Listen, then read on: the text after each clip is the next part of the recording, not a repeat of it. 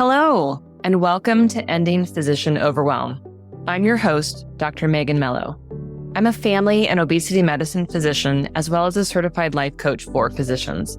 In this podcast, we talk about how the learned habits of people-pleasing, perfectionism, and a lack of boundaries show up in our lives and how they contribute to burnout, exhaustion, and overwhelm. The healthcare system is broken, my friends, but let's not wait for it to be fixed in order to feel better.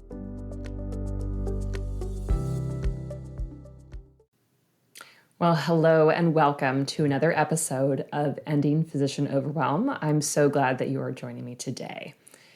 So today we're going to be talking about nutrition. If you listened to last week's episode, you know that for the month of September, I am focusing on what are considered the 4 pillars of obesity medicine, which is one of my specialties. Today, we're not talking about anything to do with obesity, weight, metabolism, anything related to that, but the basic tenets apply broadly for overall well-being, right? So our 4 pillars are nutrition, sleep, activity, and stress management. Today, we are focusing on nutrition. Before I dive in, I'm going to throw it out there that this is not, again, a lecture about obesity, weight loss, how we feel about our body's appearance in particular, metabolic issues. What I'm really trying to focus on today is fueling our bodies well, but it is complicated. And the way that we think about eating and nutrition almost always leads us to having thoughts about our body. It might lead us to having judgments about our eating and our eating behaviors. And so if you are currently feeling a little riled up, a little triggered by, just even this basic setup, I invite you to go ahead and not listen to the rest. Because what I don't want is to create a bunch of big feelings that leave you feeling riled up. That's not my goal here. And if that happens to you, I want to acknowledge that you are a normal human. In my work, I see this all the time. I've experienced it myself. I come from the perspective of somebody who's really struggled with binge eating, overeating, stress eating, having especially grown up in a household of chronic dieting and overeating. And so I fully acknowledge that this is not a straightforward subject for many, many, many people. If that's you, it's okay. I invite you to get the help and support that you need. And it's okay to say, I'm going to sit this one out, or maybe I'm not going to listen to this one right now. Again, we aren't focused on weight or bodies, but if you're already feeling triggered, it's okay to let this one go. Dear listeners, if you hear a little noise in the background, that is my children who are right outside the door because mom is never so popular as when she's recording a podcast or on a meeting. That's the reality, and here we go. So in my work, both as a primary care physician as well as an obesity medicine physician, I talk a lot about nutrition. And for such a long time, I had, I'm going to say, the garbage understanding that most of us have when it comes to practicing medicine, because there is so little focus on nutrition science. How do we support disease states, with evidence-based nutrition knowledge. And the field of nutrition is rife with bad science, or science that has been overrun by food industries. That is just part of the game. Now, it's not to say that we don't have any science or any understanding of what helps our bodies to be healthier, but just to say that many of us trained hearing things that may or may not have been true from a variety of sources that may or may not have had human body's best interests in mind. So I'm going to put that caveat out there. But in my discussions with people often land in my office and they say, what is the best way to eat? What is the plan, right, that is going to fix me? And so I share that again, not because we're talking about weight management or anything related to that, but just to say that we are all hoping that there are some magic bullet answers that solve all of our problems and fix something about us. And just to say that it's not true. So when I'm talking about different nutrition principles today and talking about ways of fueling our bodies, just know that there's a lot of nuance there, and there isn't one right way for all humans to eat. So I will share some big picture goals for us, but if you've got a way of eating that works well for you, keep it up. Okay. All right. So I think I've laid probably an overly aggressive groundwork of that it's complicated. But what I want to bring to this discussion today is a question of, are you fueling your body well in a way that supports your well-being right now? We learn a lot of really bad habits as physicians when it comes to so many of these areas in our lives. Nutrition is definitely one of them. If you have ever worked in any hospital where there is a doctor's lounge or a staff lounge that has never-ending supply of coffee and frequent occurrences of boxes of donuts that show up magically, or candy, or parties, or buffets, all of these things set us up to often have some pretty poor eating habits coupled with a training environment that really discourages us from paying attention to our bodies, right? As a medical student, how many of us might have passed out in the operating room or similar experience because we were maybe a little low on energy, maybe a little hypotensive from not having enough to drink? How many of you are practicing surgeons right now and you purposefully don't drink enough liquids so you won't have to scrub out and go to the bathroom, right? I'll throw that into the bucket here.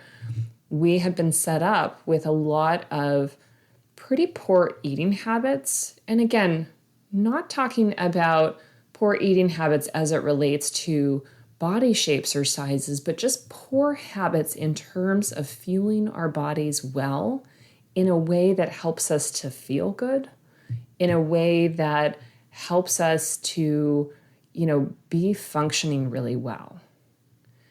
So I want you to sit and reflect for just a moment. How am I doing with fueling my body in a way that feels healthy, in a way that feels balanced, in a way that feels like I'm not constantly tipping back and forth between, trying to cram food in really fast so I can get on to the next thing, or, avoid eating something that, might trigger the need to go to the bathroom, right?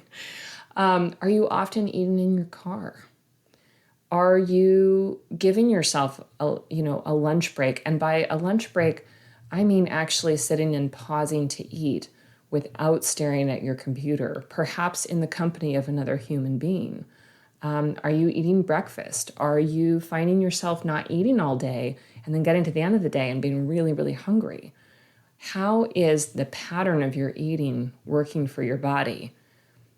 We can drive this down into, what is the timing of my eating?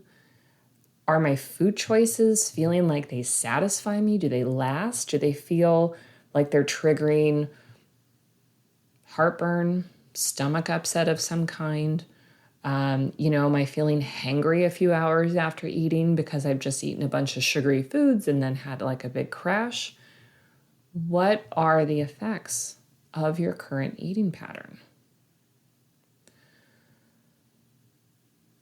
Again, this is complicated, and it's complicated by working in environments that are inconvenienced by us having a physical body, right? It is inconvenient to your workplace that you need rest, that you need to take a break and eat some food or drink some water or use the bathroom. There are times when all of those things need to be put aside, right? If somebody is coding, right, you probably can't stop and use the bathroom if you are on the code team. That leads me to an interesting question.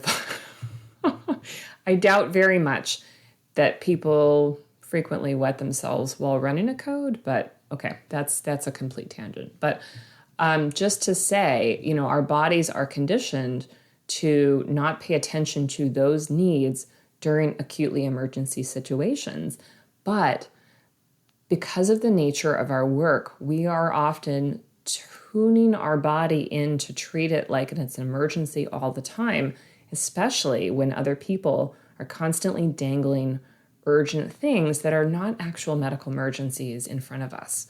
Here comes me talking about sports physical forms that are due tomorrow because they only arrived in the office today, and young child Xavier really needs to, get his sports physical completed. That is a non-urgent, quote unquote, emergency that drops in your lap that's not an emergency, right? But because it is sort of framed in that way, we are often putting off our own body's signals because we are in a heightened state as these things that are not emergencies drop into our laps, right? You can see it gets complicated, and that is part of a reason why you might not eat all day, or you might eat in a rush, right? In a really sort of frantic, hurried way, maybe dousing whatever you're grabbing with some coffee, right? That's further sort of heightening your cortisol and your adrenaline state. There is a lot of poor fueling of our bodies that is well-intentioned because we know that we've got a lot of work to do, but we are sort of living in this heightened state that makes it inconvenient to need to stop and eat, and especially to need to stop and eat food that would better fuel our bodies than the coffee and donuts we're so conditioned to grabbing because they are quick fuel that will get us through the next couple of hours. Gets really tricky. And just to say that if you find yourself having struggle with fueling your body well, there are many reasons why this is true, even if you never had an issue before you went to medical school, which is the case for some of us, and it's not the case for all of us. We need to start to think of ourselves as having human bodies that need adequate fuel, rest, play, human connection that is not work-related, right? We need to bring our stress levels down and to take excellent care of our bodies. And part of that is fueling our bodies with good nutrition. Now, your body is also wired, as all human bodies are, to like certain foods more than other foods. And we also live in a food environment where we are often surrounded by, foods that give us big hits of dopamine, right? Those coffee and those donut breakfasts, right? They give us a huge flood of dopamine, right? They are pleasurable to eat in a very intense way for many people. That is not the same as having a yogurt and berries, right? We don't usually get the same pleasure hit from those foods. It's complicated, but just to say, if you wind up, in this eating pattern and wishing that you couldn't be, there are many reasons why we are here. But most of us have bodies that like certain foods and that light up in response to many of the highly pleasurable foods that are out there. It's a whole thing. And we don't need to not get any pleasure from foods, but I think we all need to cultivate some awareness of, the way that the food industry sort of takes advantage of human cravings and desire and feeds into this picture. And I think we also need to be aware of how we do this culturally in between, ourselves, right? When we are talking about food and, just like, I really need this donut. Like, I need to eat these chips. This idea of we're erasing the stress of the day with the highly pleasurable foods, it's unfortunately fairly common in our working environments to sort of talk about food this way, even though we would often, tell our patients that that shouldn't be the case, right? That we shouldn't get so much pleasure out of food. We are wired to get pleasure out of food. And again, we live in a food environment that is well attuned to that fact and constantly trying to sell you on things that are highly pleasurable. I share that because I think it's really important to have that context so that none of us is sitting here feeling broken if we have started eating in a way that is kind of survival driven, right? If we are finding ourselves like I don't think about food until I'm super, super hungry, and then I grab whatever's there, and it's much quicker to eat, a donut and cram some coffee in there as well than to sit and eat a bowl of real food. There are reasons why we're here. You're not broken, you're human. And again, you're working in an environment that is inconvenienced by you having a human body. Let's acknowledge that so that we don't sit here and shame and blame ourselves, but we really just see the truth of the situation that we're dealing with. In order to start to make changes, again, we need to give ourselves permission to recognize that we do have a human body and that human body needs fuel in the form of food. And it's okay to take pleasure from the foods that we eat. And I, in fact, tell people, I don't want you to eat food that you hate. Eating food that you hate is not a good long-term sustainable solution. Now, yes, we can adjust our tastes over time, but if there's food that you don't like, continuing to eat it against your will is not something that's likely to be a good situation for you. So permission to, if you hate Brussels sprouts and you're never going to like them, that's okay. It's okay to say, I just choose not to eat that. You can be perfectly healthy your whole life not eating Brussels sprouts. Just like you can be perfectly healthy your whole life never trying the blue Takis. If you have kids, you probably have seen these and you know what I mean. Anywho, there are a lot of pieces here, but I do want to share with you what we want to think about when we're thinking about fueling our body in a better balanced way. Think about your own, I will say, constitutional makeup. That might include the type of work that you do. It might include the way you prefer to eat. So, for example, if you're a vegetarian and you exclude meat, it might include the context of who you live with, right? It might include, do you have conditions like migraines or heartburn or things like that that are triggered or sensitive to certain foods, right? I want you to think for yourself, what is sort of the context of me and my makeup? And then as I share some general principles, you might think, okay, given that I am this human, how am I going to start to think about fueling my body in a different way? Or what can I add in here that would be helpful? Sometimes that's going to be different ways of thinking about food, right? And not falling into the trap of black or white, right? If we fall into the trap of black or white, which often comes out of diet culture, where we believe that this group of foods is the perfect one and this group of foods over here is evil, and therefore we ought to be all the way over here and never over here.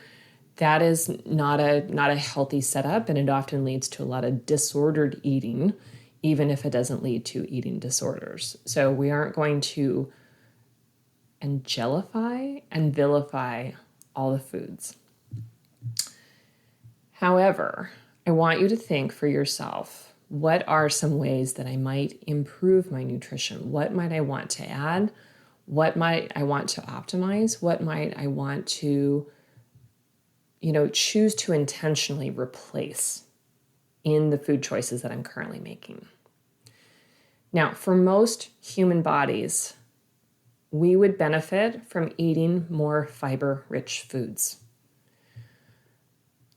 My good friend, who's a colorectal surgeon, who might be listening to this episode, will be so happy to hear this, right? Because when we eat more fiber and when we are adequately hydrating our bodies, our gut is going to be much healthier and we're going to have regular bowel movements. So shout out to you. I'm on the fiber train. When we are eating more naturally fiber-rich foods, we are going to have a whole host of benefits. And I'm not going to go into all the metabolic benefits. I think we all know and appreciate at least some of those already when it comes to blood sugars, cholesterol, things like that. But what we may not appreciate is that naturally fiber-rich foods, so that includes things like fruits, vegetables, beans, nuts, seeds, whole grains. When we eat those foods, our gut bacteria, the good guys, will break them down. They will ferment those foods into anti-inflammatory substances that help our bodies to feel better. Are they going to make you automatically happy? No, that's not what I'm saying. But I'm generally saying that they have positive beneficial effects that are outside simple metabolism or anything to do with those parts of our bodies. We will often feel better when we are eating a more naturally fiber-rich diet. If we are constantly cramming in quick sources of fuel, again, coffee and donuts, maybe bars or shakes or different things like that, we might be getting some fiber that's been added to those foods, but we're not consuming a whole lot of those naturally fiber-rich foods. And those foods do not contribute to our sense of well-being apart from that dopamine hit that we might get from eating them. This is one of those things that is obvious to many of us, and yet we don't pay attention to it. We don't think about, if I eat this food, I'm going to feel better later.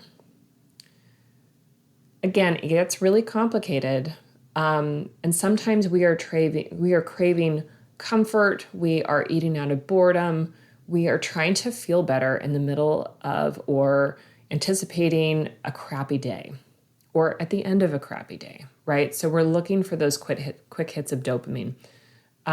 We are wired that way. Again, that's something that, is good to pay attention to, but here I'm talking about intentionally adding other foods that help you to feel better. So naturally fiber-rich foods. The other thing I want to advocate for having more of in your diet is more plant-based protein that comes, again, from real food. Now, there's tremendous overlap, thank goodness, between these two things. When we are eating naturally higher fiber foods, we are getting more plant foods. And some of those plant foods are going to have more whole food plant-based protein, right? So again, beans, nuts, seeds, tofu, and soy products, those are all natural, sort of whole food-based, plant-based protein. Everything that you see that's out there in the ethos about increase your protein, and that often comes if you look at menopause and perimenopause literature, it comes when you look at weight loss literature, it comes when you it's just the general vibe that everybody, is at risk for protein deficiency, which is just not true in the United States, at least. The conversation has generally steered more people towards animal protein. And I've absolutely, been complicit with this, trying to come at this from the best angle that I could, but, really seeing a skewed picture of what the data actually shows. What does the evidence actually show? But similar to whole food sources of natural fibers, when we are eating more plant-based protein, we are also having those benefits in terms of better fuel for our bodies and substances that don't increase inflammation and consequently help us to have a better mood and, kind of overall sense of well-being.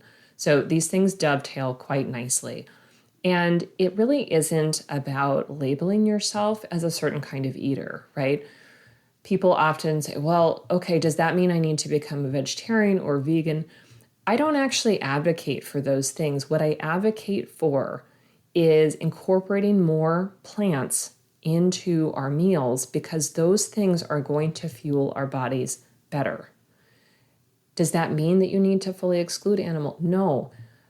You can if you want to, but the goal here is really to eat more plant-based, real foods that help our bodies to be well-fueled, to have adequate nutrition, to not constantly be relying on, supplements and powders and fibers and all of these things, which many of us have turned to, often with the intention of trying to get quick fuel, quick energy, quick nutrition. It comes from a good place. And there may be times and instances where you want to turn to something quick like that, but most of us won't feel well constantly turning to bars and powders and shakes and things for our nutrition as opposed to eating real food that is mostly plant-based. I often say, I think Michael Pollan was absolutely right. And if you really want to take a very deep dive into the literature on this, all of the longevity benefits and anti-inflammatory benefits that benefit our organs, I highly recommend reading How Not to Age by Dr. Michael Greger. I think many people have seen the book Outlive by Dr. Peter Attia. He touches on this some, but Dr. Greger goes into a much deeper dive. It's a huge book on the real true benefits of a more plant-based diet. And I think if you really want to see what the evidence shows and see why we have gotten such conflicting messages, sort of in the public health nutrition ethos, I think that really does the best job without being overly political about it. It's important that we find a way of eating that works well for us. Now, the inconvenient parts here is that when you are eating more real food that is giving your body more fiber, more plant-based protein, more nutrients, those foods are generally slower to eat because you have to chew them. You have to chew them and swallow them. And as I've become much more highly plant-based, I find that although it fuels me well, I can't go super long stretches without eating. And you might find that that's true for you too. However, I also know that that's what my body needs and wants. And a lifetime of conditioning of putting it off, right? Not taking the time to stop and eat and take a break in the middle of the day, even if it's 5 or 10 minutes. That pattern has not served me well. It hasn't served my nutrition goals well. It hasn't served the way I just feel in terms of energy levels. It hasn't served my mood. It hasn't served any of those things, but it's okay that I have found that, yeah, I need to eat in the middle of the day because that's a normal thing, right? And taking the time to pause, even if it's a little inconvenient, to pause and eat and fuel my body with good nutrition feels like absolutely the right step rather than trying to hack it and trying to, shove in some kind of fast bar or shake, which, in my opinion, they always taste terrible. I don't know. I'm just really not into those foods. It feels good to stop and eat, even if it's inconvenient. And I think most of us would probably agree that something that would feel better for our day-to-day would be to intentionally pause and treat our human bodies like human bodies and get the benefits of eating in a way that supports our energy level, that feels good for our health, for our moods, right? That feels like we are treating our bodies well, even if there's all the normal chaos that's going on around us. It's part of boundaries work to take a break and eat. And you know that boundaries are one of my big deals. It's part of letting go of people pleasing to inconvenience other people, keep them waiting, not responding to especially their non-urgent emergencies, so that we can take the time to eat, to empty our bladders, right? To take a little rest in the middle of our day. That's what human bodies need. And we have human bodies. I would rather deal with the consequences of people needing to wait or not having everything that they want so that I am able to be my best version of myself for the rest of the day. I'm okay with that. And I'm not going to say it's not uncomfortable sometimes. It is. But this is the right thing for me. And choosing to let go of the people pleasing there and to set some healthy boundaries for myself is absolutely the right work that I want to be doing for myself. This also helps us to let go of the perfectionism and the black and white thinking and the sort of pushing through and white knuckling habits that many of us have developed. So you can see that when we are choosing to fuel our bodies well in a way that supports our health, our digestion, our moods, our energy, we are making choices that let go of those anxious messages about, well, you ought to have to do this in this perfect way, and you can never touch these foods over here. And no, like, let's put that down and let's have a way of eating that works well for us, that supports our well-being, that feels good. And I invite you, it's okay for it to taste good. It's okay for it to taste good. You figure out for you, what are those things that are important? So think about your current pattern of eating. Think about if there are times when you're not feeling your body well and what the consequences of that are, what tweaks you might want to make. And then as you're thinking about what you would like to change, I encourage you to incorporate more fiber, more plant-based protein that comes from real foods, and just see how you feel. See how it feels to pause and eat in the middle of the day. See how it feels to sit down and eat, to not be eating in the car, and to fuel your body well. How does that feel? And are you willing to keep going? All right, I hope that this has been a helpful discussion of different ways to think about our eating and different ways to really tap into that self-permission and those boundaries in order to fuel our bodies well, and the very real issues that come up that keep us from doing this and have gotten in the way. It is okay to make a change here. It's also okay if you decide, I'm really happy with the way things are going. Great. Works for your body? Great. Keep it going.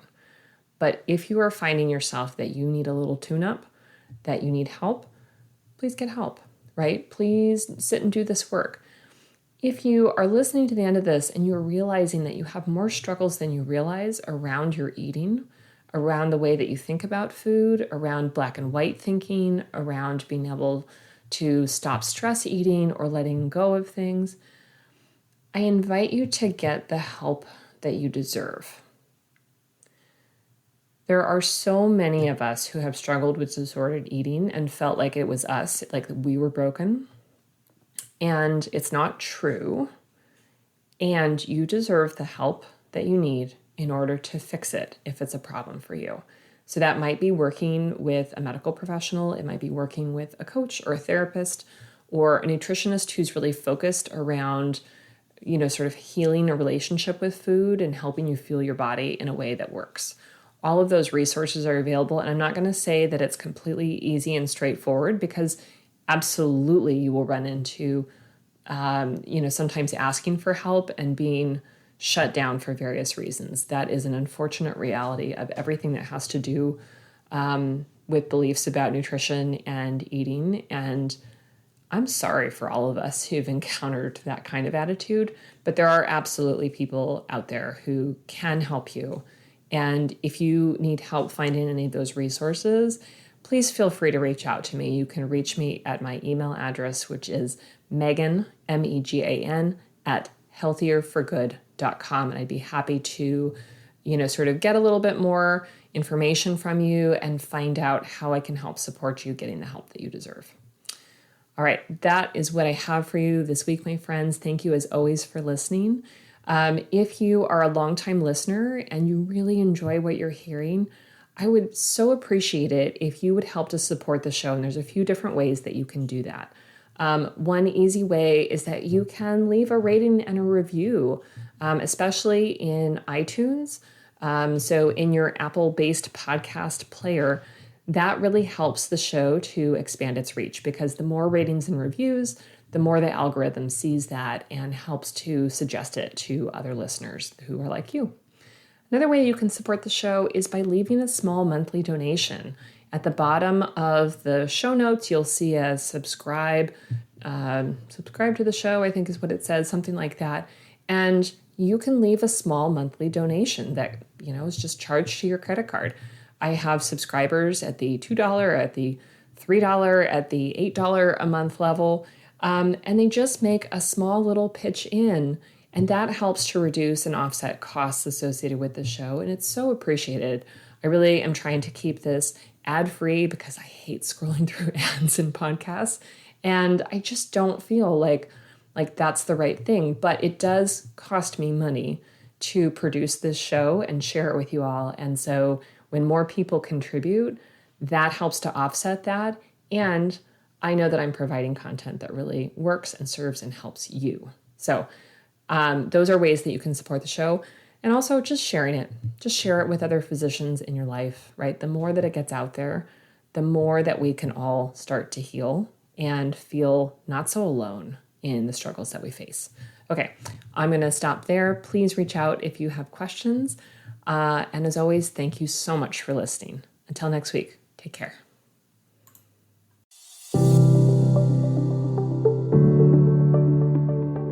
Well, that's our show for today. Thank you as always for listening.